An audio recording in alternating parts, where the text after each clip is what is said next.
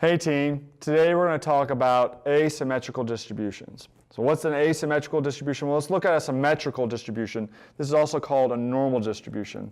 So here's my axes, and it looks like something like this. And the tails are the same, nice and proportional, symmetrical. And asymmetrical, left or rightly skewed distribution looks something like this.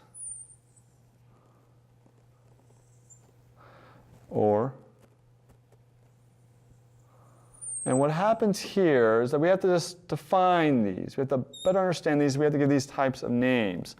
And one thing that's very important to understand is that the bulbous over here does not define the skew, the tail does. So even though this is pushed to the left, the tail goes to the right. So this is a right skewed distribution. Same thing for this one. Even though the distribution is mostly on the right side, it's the tail to the left. So this is a left distribution. Now we're data scientists and we need to understand that not everyone calls them left or right. Sometimes they use this term called positive or negative. And how do we remember which one is positive and which one is negative? Well, one way to remember that is that if you're a skier moving left to right, we want to have a very nice ride. So if I'm moving left to right along the distributions, I'd rather take this very, very steep chairlift up and ski down this nice flat hill. So that's definitely a positive experience. That's positive. The positive, gentle slope is very, very good. But alternatively, this more gradual chairlift and then this straight line down, that's falling off a cliff. That's a negative experience. So the left distribution is considered negative. Now there's some general rules of thumb to understand with the left and right skewed distribution. And one of them is the relative location of the mean to the median. A lot of times the rule of thumb will say that the mean is further down the tail in a skewed distribution. And that's generally true. But there are times when that is not true. And I'll show you an example over here.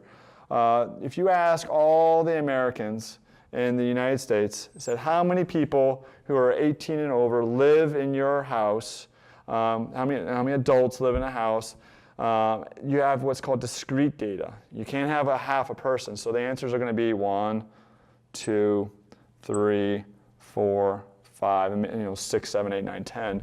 And the distribution actually looks something like this.